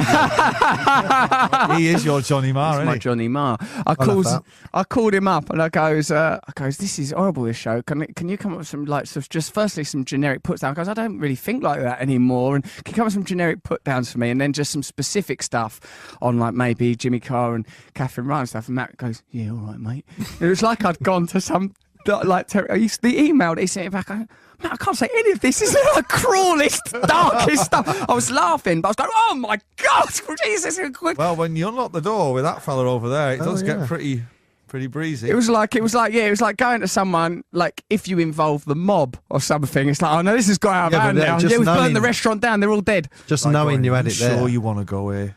Yeah. Are you sure you want to come in here? I held that little bit of paper in my hand for the day too, and I thought, you say anything to me, you swine. I'm so armed up here. Once you've done the old tax fiddle with Jimmy Carr, you're pretty much out of material, aren't you? That's it, you're done, and Jimmy can handle that. He's got a funny laugh, he's got very white teeth. Yeah, well, you don't want to delve into Matt Morgan's. It was just so, like, that's enough of that. Did you find his weak spot? Did you find an Achilles heel for the man? For who, Jimmy? Yeah, well, you know. It wasn't necessary. Every single person. It was like the last bit of The Matrix where he just picks bullets out of the sky in slow motion. That's what it'd have been like. Because it's the easiest thing in the world to be horrible. Unlocking the code of people's. That's what it was. He just went into. So Matt Morgan, we know, is basically sitting on a seething pool, a volcano of hate, venom and hatred that could go off at any moment. It was really good to have him there. It was like knowing that you're like, oh, I'll just unleash Matt. So what happened? In the end? He had a word. You had a word and said, don't let anyone talk to me. No one can look at me anymore. Well, we wouldn't have any more. I've got a piece of paper. Let me just show you this piece of paper. It's like showing a politician a picture of them in some position, a compromising position. I just went, look, I've got this bit of paper, everyone. All right, so let's not get involved in none of that. Hey, we don't. No one's saying nothing silly anymore. No, I understood, Mr. Brand. Understood. Rest of the show is like comedy roast battle and a few compliments for old Russ. That's how the rest. When's it on telly? I think it's on in January. So you were sitting there making a paper aeroplane out of the piece of paper. Yeah. Like picking your teeth with it. Yeah, if anyone looked my way, little tap on the paper. Oh, no, you don't want me to wake up Margot, do you? Margot's resting. Do not be a silly boy. Yeah, that's what it was like. It was a really, really lovely experience. Well, I'm not going to watch it now then, if that's the case. No, you get it. Yeah, I mean, was it? How many shows of it are there? I think 6. Yeah, I think 6 episodes. So is the first one going to be more sort of harsh against you, and then it's sort of. I'll maybe watch not after the editorial notes. No. You can't use any of that. What are you doing? I didn't realise what it was. It was. Why didn't you read the? I bet there was a bit of paper sent to you. That's right. Same as Under the Skin. Like, you know, like someone went, this is Comedy Roast Battle. I mean, the name is Comedy Roast Battle. I just thought, oh, that sounds lovely. Delicious Yorkshire puddings. Yeah, exactly. I didn't think like it's going to be a searing, sniping, savage, call Matt Morgan quickly type of scenario. Yeah, but actually, though, it was pretty funny. But it's just I'm not that sort of a person, don't really. attack people, do you? No. If you think about it, like other than some notable incidents from the past where where it's sort of galumphing, bumbling as opposed to absolute malice. Hold on a minute. So someone's holding up a piece of paper here, or a whiteboard, and on it says Noel's new album, his best work since Morning Glory, NME. That's me holding up that whiteboard. That was held up by Mr. Noel Gallagher. Yeah, is it? Are you happy with it? Are you proud of it from an artistic perspective? Yep. Are you still able to access your genie when you're going to work now? Does it feel like the same thing? Does it have a connection to being like when you were being young and impoverished? Do you still feel you're communing with your muse? It's slightly different as I'm solo now. In a band, you used to be kind of, you have to have a responsibility to the band, but now I can do whatever I want. So I feel a little more untethered. So I can do what I want. Really. Is it surprising? Do you feel like there's stuff in you that's surprising? I've been surprised at the resistance from my fans. really? Yeah, they've been resistant to it thus far. Yeah, well, I suppose because you mean a particular thing to people. I suppose maybe it's like with West Ham. There's you've got to play the West Ham way. So if Sam Allardyce is boss or David Moyes, then it's like, well, this is not what we're used to. This track you're going to play, Dead in the Water, I think my fan base would probably like me to do a full album of acoustic songs, but that'd be boring. So that's a challenge, I suppose, because as an artist, you want to be explorative and go deeper into yourself, but then there are financial obligations, not only financial obligations to, I suppose, a fan base. If I hadn't have already sold 76 million albums, I might worry about the But financial who's obligations. counting? But as it is, Russell, their financial obligations, they don't have count been anymore. met, school fees I mean, paid. you've met one of my management said to me, I need to talk to you about your house. And I had the brilliant promoter. I said, which one? Wow. Oh. There it is. That's when you know. Freedom, perfect freedom. So the things you're dealing, so you are creatively liberated because you don't have financial obligations. So when you're being creative, you think, I don't care what anybody. Yeah, I but don't care how this is received. you can't feel owned by your fans by what, because we live in an age now where they can contact you via social media and all that, and if you're in any way weak of willed, you will give them what they want. Yeah. But if you've got to ultimately please yourself. I suppose so, because otherwise you're not in connection Yeah. with the thing that serves you anyway. What artists do you think have managed those kind of transitions? All the greats. Who does David that? Bowie always challenged his audience. Neil Young. Yeah. Beatles. The Beatles. This is fascinating, is all the people that have resisted this so far, this album so far, claim to idolise the Beatles and John Lennon. And it's ironic that they're kind of like, oh no, we don't want him to do this, we want him to stay the same. Which is ironic. In retrospect, though, the oeuvre of the Beatles does look like one consistent bit of work, but you were saying that if at the time you'd been experiencing Revolver and Sgt. Pepper, you'd be going, oh no, they're changing again, they're changing again. Well, there was a point in the Beatles, like around 69, where John met Yoko and started to go into his what became known as weird phase. And people, when Apple started, which is a fascinating tale, they just wanted them to still be the mop tops. Do you know what I mean? And they wanted them not to grow moustaches and say that they'd taken LSD. They still wanted them to do "She Loves You." Yeah. And there's that famous footage of the Beatle fangirls from Liverpool saying they were never the same when they moved to London. Wow. They were never the same. Yeah, and I suppose the metaphor being that you become subject to cosmopolitan views, but really what had actually happened is they'd grown up and they'd responding to different influences. Good artists are always moving, aren't they? Always changing. Yeah, because it's got to be. I suppose in a way, art comes from. You went to America and started wearing a tie. It's a tie now, guys, and the beard's gone. People were stamping on his DVDs. God awful daytime TV shows, and was like, "What's he wearing?" We go, "What's he wearing a tie for?" It is a bit weird, isn't it, when you do that kind of stuff? I mean, for me... You got into films and we were all going, no. You best grow a beard, mate. Start being a bit weird. Yeah. Get some bloody mascara on and say something unusual to that daytime TV presenter. Quick, smart. Do something macabre. Do you reckon you could change your act and how would your audience go with it? I wonder, because I've transitioned from being a person that's just showing off about the different kinds of hedonism and decadence to being a person that's saying, I want to talk about spirit. Like a lot of what the act is now is I've been positioned in domesticity. I'm living, like, if privileged to the degree that I'm not poor, I'm living a normal life. My life is about dog, cats, chicken, bees, baby. A children's book. Yeah, I live in like a monosyllabic the world of domesticity, like a children. But I have different sort of challenges now. You'll find the universal truths of life in that lots of people can relate to, as opposed to the gobbledygook about spirituality and the nonsense about politics. How do you think you make that gobbledygook about spirituality and nonsense about politics apply to people? You don't, clearly, because we've seen the figures. But I think that they must, because in a way it's a similar journey to your own. It's like that, you're all right when you're... My point is, you can't question the artistic decision to go there. You can question the execution of that decision and say whether you like it or not. But you can't say you shouldn't do that. You can't say, I can't say to you shouldn't talk about those things, but I can take the mickey when you fall flat on your arse. Yeah, it is execution dependent. So, but the thing is that those things come with success and failure. E.g., say the truths. Loads of people are like, oh my God, yeah, thank God you're saying this, thank God you're saying this. And then other people are like, what are you doing this for? Why are you doing this for? What's going on? You're doing that?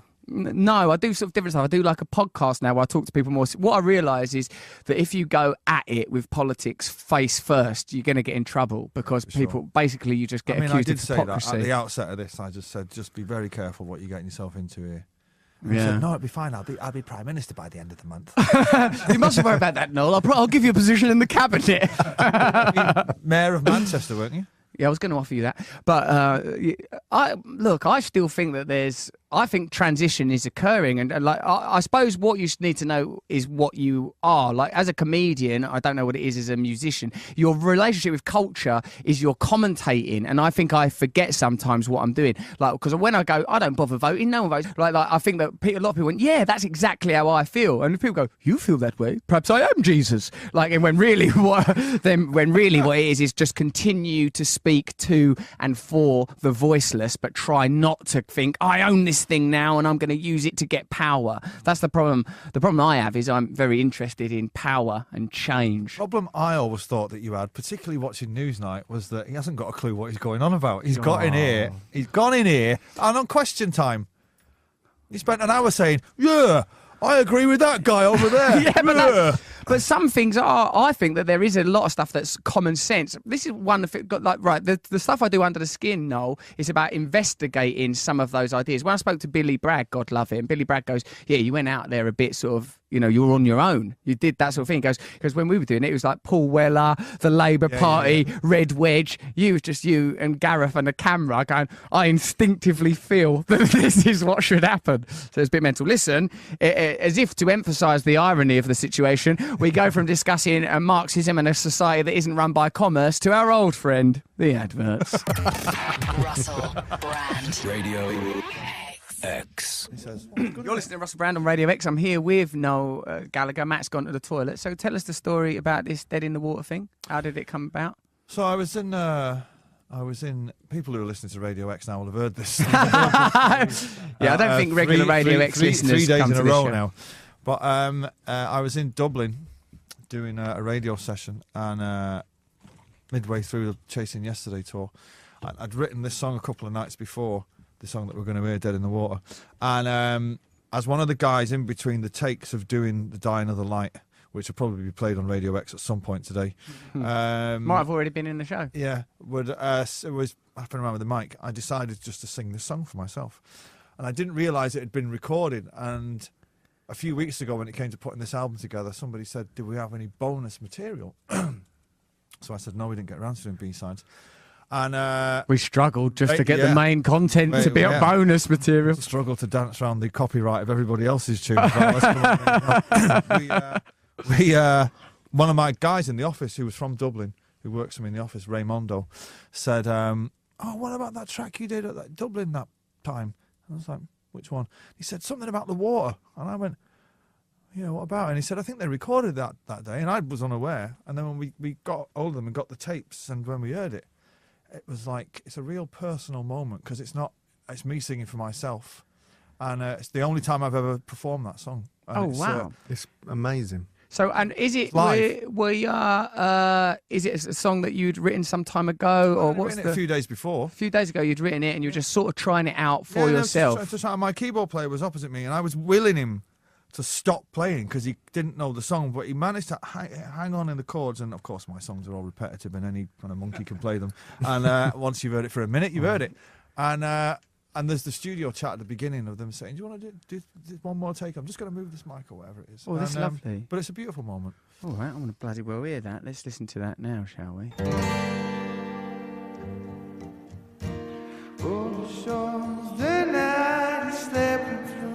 This is Radio X. Russell Brand.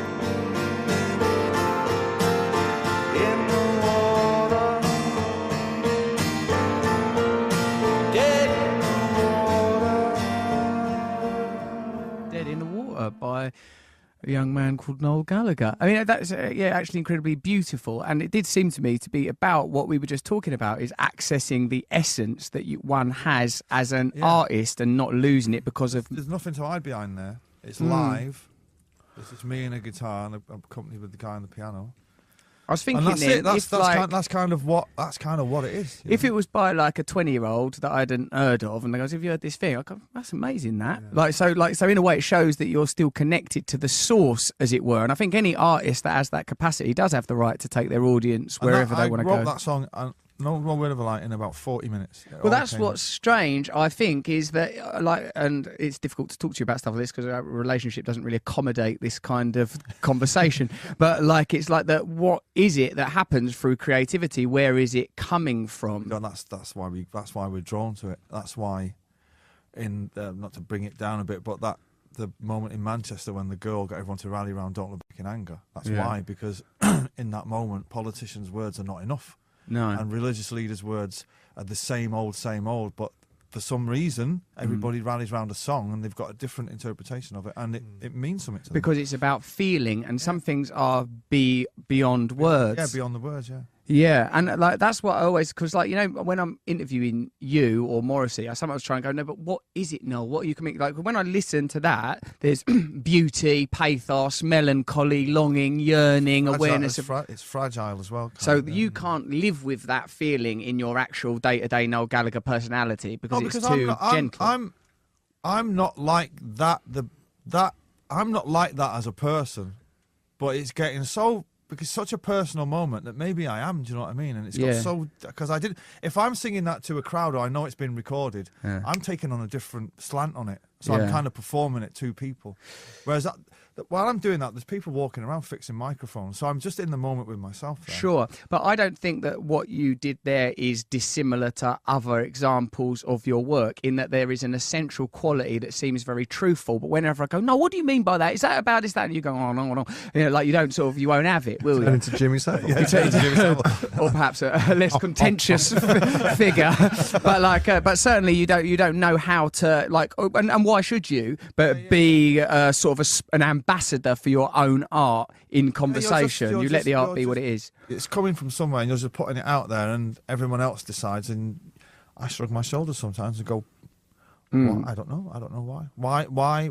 Why is "Don't Look Back in Anger" or "Wonderwall" the biggest songs of my canon, and not "Cigarettes and Alcohol" and "Rock and Roll Star"? Who knows? It's difficult to know what happens. I think that genius in general is when someone does something and you think, well, I can't see why that would have happened, whether it's a Cruyff turn or whether it's a melody. You think, how would a person be able to do that? You don't understand. And I think that why it is so resonant is because implicit in it is there must be some other realm that things are coming from, even if that realm is the imagination.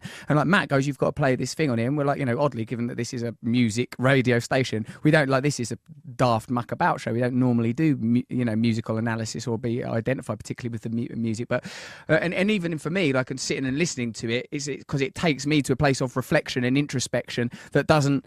My personality as a comedian is built on keeping a certain amount of distance from pain. You're never melancholy in person. Do you know what I mean? So that's it's weird. But I'm not overly emotional, but that's where it comes out. Because you've got that outlet anyway, so it probably doesn't need to come out in a chat. In that specific moment, particularly in that thing that we've just heard, when you're writing a song that a million people are going to buy or are going to hear, even when you're writing it at home, you're chipping away at it and doing it differently. I was just trying that out. So that's as pure as it gets. Yeah, it's hard to divorce yourself from the commodification, and I don't just mean economic commodification, but the fact that this is going to be a product that people are going to respond to. But in that moment, there is purity, and I suppose the job of the artist, in a way, is how much of that purity can you get through under the conditions that society and culture impose on you. And one of the constant complaints about culture is that idea has been lost altogether. You accept that music is just a product. It doesn't have any relationship with a person's essence. There's no one going, this is what it feels like to be a human. I think music does and always will do, but I think popular music, like when we was growing up, the charts were incredible. Right. And then when I'm always slagging music off and saying, what I mean is the charts. Yeah. Because you look at the charts and it's all generic transatlantic rubbish. But human beings are still creative. People are still communicating and expressing their things. So what I would return this to, and get ready for it, everyone, is that the problem is commerce and commodification. That human beings are always going to be creative. They're always going to seek out a connection with the sublime,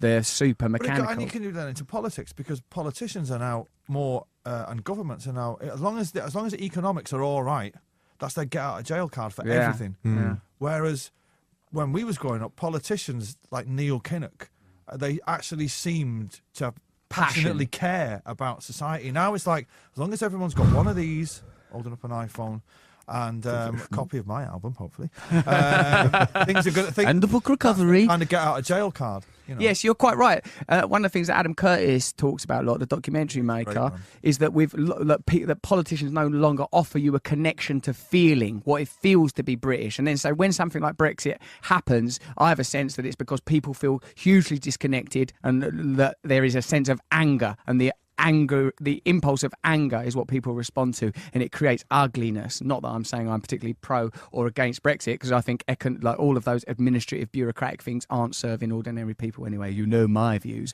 Anyway, let's have a quick, it's those guys again. It's always better on this show when Noel Gallagher's here. What about a round of applause for Noel Gallagher, just having his legs under the table. Very cerebral, very like, do you think we can nick some time for somewhere else so I can do sort of a closing link, or should we leave it all for the podcast? We've got to wrap it up. We're going to have to leave it all for the podcast. Ladies and gentlemen, what a show it's been. It's not been summarised in rhyme, but it has been summarised perhaps by we've got a poet laureate on our show, but also this country has a poet laureate, and I think it's been confirmed once more that man is Noel Gallagher. Thank you for joining us, Noel Gallagher, talking emotionally from the heart. Well done, Matt, for irritating poor Theo Pathetis to the point where he actually lost interest in business. There's one point where he said, I think I'm going to become a communist. What's the point in making money? Metal box outside your house. What's the children's Ask shoes quickly that about grow? Matthew McConaughey. Why is Matthew McConaughey on your timeline? What's going on? Because I met him at a wedding recently, and he said he came out with some of the greatest one-liners I've ever heard. One of which I'll tell you because it contained a lot of swearing. But when We can do it as a podcast. podcast. And is Dead in the Water dedicated to Matthew McConaughey, your boyfriend, the icon of your heart. Coming up next, it's all of our friend, old Smarty Pants himself, Gordon Smart, will be on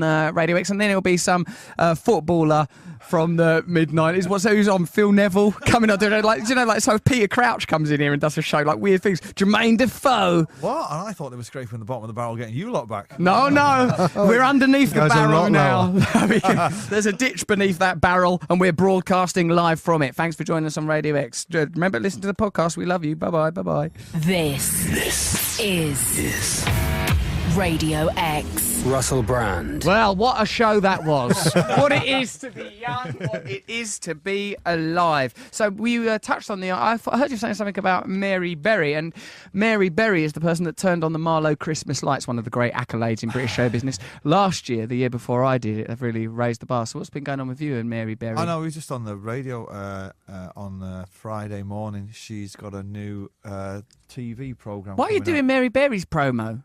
You're bored of your own? He's asking me why. All right. While we're there. So she was there, and she had a bit of coffee cake for everybody in the studio. She bought a bit of coffee cake. What she'd made? She said to me, would you like some coffee cake? And I said, oh no, it's 8:15, it's too early. She said, don't be so bloody ridiculous. Did she? She's more rock and roll than you. Yeah. Mary Berry. I used to do cake at 9 in the morning. Some people say coffee cake, it's no worse than a cup of tea, really. A cup of coffee. We've never mixed tea and coffee. An oddly toxic mix, worth knowing. It can really unsettle people. There you go, Noel Gallagher hanging out with Mary Berry. All right, so we've drilled you on Matthew McConaughey. He's just a man with a lot of animal magnetism, but like people, dude, got a lot of power. Yeah, he sounds like he's running on Animus, and it's rippling out of his abs. Dominic Duggan said, wanted to know why you were Instagramming him, and now we do know that. It's because it's a private joke that's gone out of hand. Gone out of hand now, yeah. This is the sort of thing that happens on the podcast, Noel. South Korea has a penis theme park. So does Britain. You're listening to it. While North Korea is banned from singing and dancing, South Korea has a penis... North Korea's not banned from singing and dancing. It is, recently. You can't do singing and dancing. Yeah, recently. Oh, that's literally like some sort of post, and we've banned Christmas. Singing and dancing's actually gone now. Okay, well, let's get behind this Kim Jong-un guy. I like him. South Korea's got a penis-themed park. Hashtag-a-dang Good name for it. Hashingdang Park was built after the story of a young virgin woman whose fisherman lover left her on a rock while he went out to sea. Then she drowned, and her spirit can only be pleased by the sight of penis. So the people of South Korea made a park with her for almost 300 penises. So in a way, what this story is ridiculing the phallic culture of South Korea. The culture, yes. Yeah, in a way, every sort There's not actually a penis theme park, really, is it? No, it's not on the It's theme. a theme park based on some story that has a penis in it. Yeah, there's not a ride that's based on helmets or like sort of the Nutbag Cafe where you can sit on a beanbag and sip on some sort of insipid pearlescent soup, which is what I would have in a penis theme park. Oh, hang on, there's some pictures of it. It is actually. It's exactly what you'd expect. We're looking at images of it now, and it's full of glorious, taut, buoyant, vascular penises. Mean that you take children there, but that is. I mean, that's going to be an awkward conversation, isn't it? Unless we can reevaluate our attitudes towards genitalia. I mean, all of us that have got young children, you're naked around young children all of the time, the young children. All of the time? Not all of the time. Right, we're home. Come on, kids. Kicking off his shoes on the way of the garden. Let's get these extendable shoes right off, hurl them over the fence along with all of the rest of our outfits. But I mean, like, nudity's not, yeah, it's not a bad thing. But those penises that South Korean theme park was those terrifying. penises are erect. That's all I'm saying. They are. I mean, I suppose that's part of the thing with a penis is it's got a variety of states. Some of the penises we're looking at now have been humanised with faces, and they look like enjoyable chums. Is like a superhero because it has two states, two identities. Yeah. I think that don't jump on my idea. No, I know this idea already. I think that I just had it. The template. No, I've had it. It's like all your ideas. Someone else has had it ages ago, which is another thing Theo Paphitis had to tell poor Matthew. There's already a thing called I've McDonald's. defaced the picture of Theo with a little. He's so upset by Theo. He's turned him into the Theo. He calls himself a business entrepreneur. He shouldn't be ridiculing people's ideas. I know. He should be encouraging that. Hey, and all my ideas no exist already, ideas which shows they were good ideas. Anyway, let's not get caught up in it. And let's get caught up in the idea that the superhero motif of transitioning from Clark Kent is a flaccid penis, Superman is the erection. Like, there's Peter Parker, he is a winky curled up in a pair of pants, all shriveled up, it's been a terrible day. And Spider-Man is a taut, buoyant, priapic, web-spraying erection. Yeah. Right? Yeah. Merry Christmas. Well, I just said. I had the idea. Do you ever feel that he he's had jumped this on conversation with a small child? Yes. Do you do Father Christmas things His with little the cape kids? on? No, I hate Christmas. Well, you don't even pretend there's a Father Christmas. Have you told him? 'Cause I'm thinking last Christmas, our eldest, Donovan, came into our bedroom and threw one of his presents down, which still had the price on the back, and he went, "You liars!"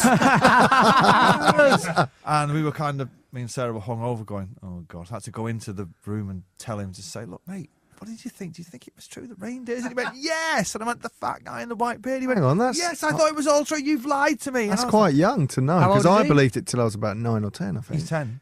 Don't you remember fair a enough. period? Last year. I stuck with it to about 12. And wasn't there a period where you were discussing it going, with other children, going, "Well, no, listen, if you break this down, there can't be a Father Christmas." Yeah. You know, like there was the analysis period. But what Donovan's done there, he's had an abrupt enlightenment. He's found it's either the price on something or oh no, he found the thing that was addressed to our house that had come from Amazon. Right. And he found the address, but there's the way he launched it across the chalet in Thailand. Breathtaking to behold. Horrible story, a domestic drama worthy of the 1960s. My little brother, when we were kids, he worked out, because you used to get in, I don't know why, in a stocking you get loads of toys, but a tangerine for some reason, right? And he said to the thing is, he would have got away with this if he hadn't told my sister. He said, "I'm going to count the tangerines before we go to bed downstairs and then see if there's, because there's 4 brothers and sisters, 4 missing in the morning." But then my sister tipped off my mum, and somehow they got some tangerines from somewhere else. So in the morning he went, "It's all true. It's all true. The tangerine test has been passed." But I said, look, because I'm wondering whether or not, with my baby, to tell her, like, I was thinking, I said yeah, to my she wife, got to tell her, because she'll go to school and say, "Oh, what is Christmas? Father Christmas doesn't exist," and ruin it for everyone. That's right. But the kind of school she's going to go to, it'll be all hippies anyway, won't it? She's going to go to a school where everyone's just, all you have to do is draw in and start a fire, and they'll say you're brilliant. You know, they're- I'm thinking of not it's indoctrinating. magical. Look, this is the question. Is it me? I know that's what my wife says. It's magical. Don't ruin everyone's childhood and family life with your blinded yours is sister. ruined. And put your clothes back on. How many more childhoods need to be ruined? Chain, Russell.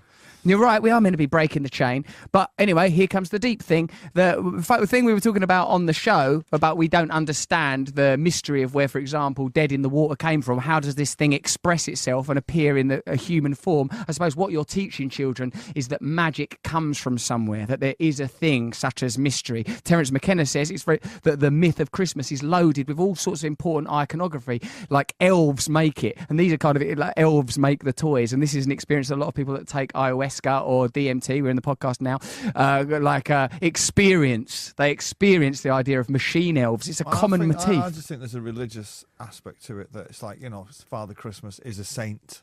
Do you know what I mean? Saint so Nicholas. It's all to do with getting people to believe in God, is what it is. Or the mystery, but what is believing God? It's believe that there's something that's beyond our understanding, really. That's a sort of a placeholder. Or is it a way to fleece money out of the poor? Well, it becomes that, but everything becomes that. Consumerism becomes that. Music becomes that. Football becomes that. Fleece money out of the rich as well, thank you very much. We'll take everyone's money, yes, I'm sure. I did think about that with Cohen. I was like, I don't want to fill his head with nonsense. Like, I had a lot of religious nonsense forced into my head. But there comes a time where you just go, right, stop doing that on Father Christmas. He's watching. And it ends up being quite good for blackmail. Father Christmas has been on the phone. He is bloody furious with you. You end up, man, you do things. I like go, right, I'm calling your head teacher. He goes, no, please. Yeah, he's on the line right now. Yeah, and it's a woman. Yep, that's right. I'm speaking to her. Yeah, you end up. There's always that period where when you're growing up, when you're thinking, it can't be true, and then someone says, but if you don't believe it, yeah, get no presents. And also, if you see him, you just get a piece of coal and all that stuff. It's weird. But in a way, it's called the Tinkerbell effect, but there is a notion that consciousness on some level is reacting to material reality, and it must be because consciousness comes from material reality. What's the Tinkerbell reality. effect? Apart if from you don't, the your Tinkerbell new band. effect. I'll sit on your lap for half an hour, no, for you, only you, and exclusively you, and you will feel that Tinkerbell effect. No, that if you don't believe in something, it's not real. The world is held together by faith. Great Britain is just an idea, right? West Ham United, just an idea. The Tinkerbell effect. If you say, I'm not British, there's no such thing as Britain, it's just an economic and geographical notion. In actual terms, like the United States of America is actually just an idea, which is held together by that idea, because once people stop believing in that idea, the whole thing falls apart. I think that's why they have to work so hard on the That's why they promote the American dream, because if they don't, it's over. It's over. Because the South wants to be the South, the coasts want to be the coast, and I think a return to city-states is probably the future. It's only like a few hundred years, but since Italy, there was no Italy. It was Florence and Venice and Rome, and I think it's a more manageable unit. I think the world can't cope with states, but Adam Curtis says it's a manageable amount. I've asked him about it. I'm researching revolution. It goes on. I'm still asking people these questions. I think it's funny, like anti-globalists. Do you remember when, like, what was it, 15 years ago, there used to be like anti-capitalism protests and stuff? Yeah. You were on one, weren't you? Yeah, we went to one. It was good. I went to several. Yeah, he went to loads. But those people now, those sort of like liberal people, are pro-EU, which is like a big corporate global thing. So we've got a theory on that. Have you? Yeah. Yeah, it's well, like that ethno-nationalism is people experiencing globalization, and instead of diagnosing the real problem is transnational capitalism, identifying one of the other consequences of it, which is mass migration and immigration, because labour has to move to meet the economic needs created by this constant movement of capital. But so ethno-nationalism is like, no, we want to enforce our identity. We need to hold on to our identity. The thing that's happened over the last 20, 30 years is the liberal middle class, that you also always support the working class and the idea of like, equality, have abandoned it. Like sort of the Guardian 1,000 worker. They don't like the working class anymore because the working class are, in inverted commas, racist, Brexit voting, etc. So they're now looking to ally themselves in new ways. And this is what the emergence of identity politics is look, we're still good people. We want everyone to be equal, and you can do what you want and wear what you want and say whatever you want to say.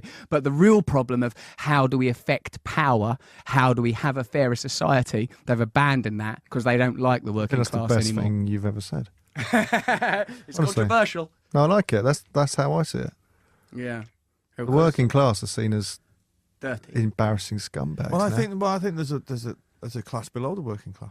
Yeah, the underclass. Yeah, and they're like that in-work poverty thing there was something on the news a few months ago. Yeah, which I yeah. was gobsmacked at. It's like guys working 7 days a week and they're still classed as banks poor. and- It's yeah. mental. Yeah. That is, and people trying to buy houses, like, I know people who are like got good jobs with directors and stuff. They can't even get the money together to get the deposit for a house. Yeah. So you think, well, how are normal people doing it? They're not. Because I think the propensity of the economic system we had, and like we're all on the scale of privilege of to different degrees, but like it's gone to a point where it excludes too many people, and that's when I think you start to get social tension.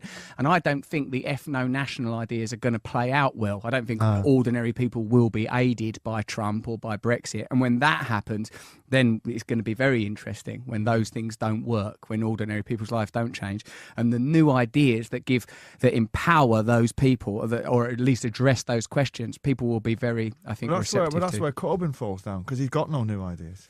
Well, They're all very old ideas. Yeah, that's right. This country needs a guy. He ain't the guy. It's Russell. Yeah, I'm like that. Hold on, we can work this out in post. His ideas they're very old. They're just it's an old way of thinking. Wouldn't have been sorry for ruining that with Tangerine. But it is Christmas and I was a good boy. Those ideas wouldn't have been seen as particularly radical 50 years ago. They're not as radical as the post-war promise of housing and healthcare for the returning heroes of the Second World War. They're not radical. They just seem radical to us because we're used to, you've got to make your own luck in this world, son. And then people that do come from backgrounds that are comparable, that do well, it's very difficult to remember that we're chained, bonded, made in those communities. Yes, you. I don't think. I don't think it is.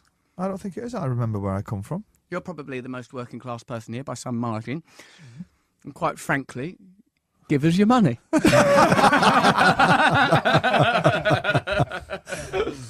Right. Well, listen, we've got into some complicated territory. I think we've delivered a podcast. We started off talking about knobs in South Korea, ended up with knobs in the UK. You know what I mean? Listen, are you going to come camping with me or not? I want to come. I'll be doing Torquay on Saturday night. Me and I'm Matt are gay sleeping now. outdoors. No, we've become Saturday gays. night and Sunday night. That's right, we're gays.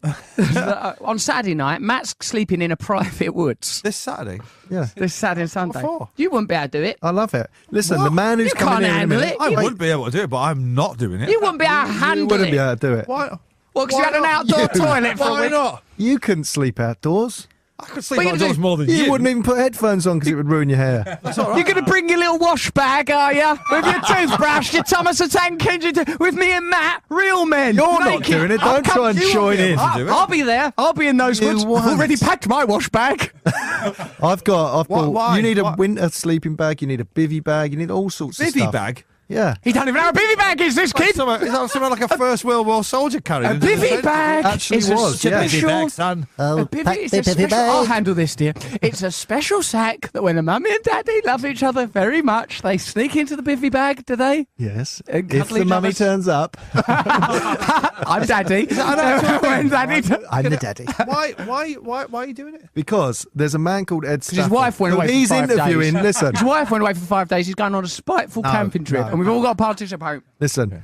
I got into these survival shows, this guy called Ed Stafford, who he's interviewing next and hasn't even watched the fucking show. Right? Under the Skin with Russell Brand. Under the Skin. Pull Back My Skin with Russell Brand, where he talks over people, right? I got into it and I thought, I want to go camping. I want to survive. I want to light my own fire. I want to... Yeah? No? Wow. Sound like you just wanted to have some Frosties.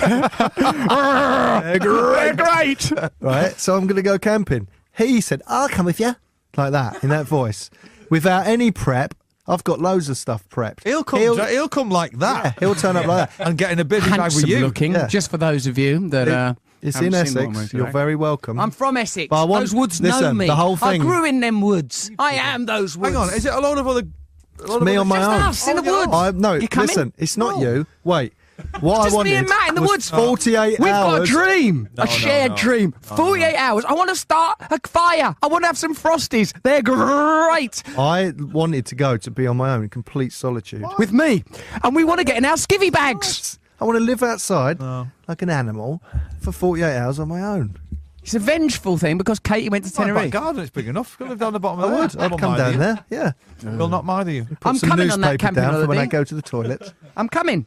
please come. I'm doing Torquay Saturday night. Great show. Right. Torquay. No, as long as I get one night on my hours. own, because it's going to be cold, it's going to be hard. Not that. It will when I get there, dear. It's going to be warm and stiff as you like. But you are very welcome to turn up on Sunday night. What if I come Saturday night? I come back from my gig. I'll arrive about 1:30. Woo, Matthew! It's not an owl. It's old Russ. Oh, mate. You could, but you need unzip that. Let me get in there with you. Room for one more. You need to buy. Grr. You need to buy a few things, otherwise you'll ruin the whole trip by dying. That won't. You're right. I've got a foil blanket and stuff like that. But buying a foil blanket. No, what you need is a winter sleeping bag first of all. And then you need some underlayers. You need wool. You need. Matt. I'm just now going to interview Ed Stafford. I will be so well equipped for the outdoor world, whereas you'll be like a little skittish Girl Scout. I'm very good at this stuff. I was a scout. When I was a scout, I think they were watching me. They saw me and they thought he should be in the army. That man watching me in the showers was thinking he should be in the army. Cannon fodder. That's what they were thinking. Whereas old Russ Sandhurst, make him an officer. He's a leader of men. He's the leader of men. He's our new messiah. It's the Russell Brand podcast. Russell Brand. Radio X.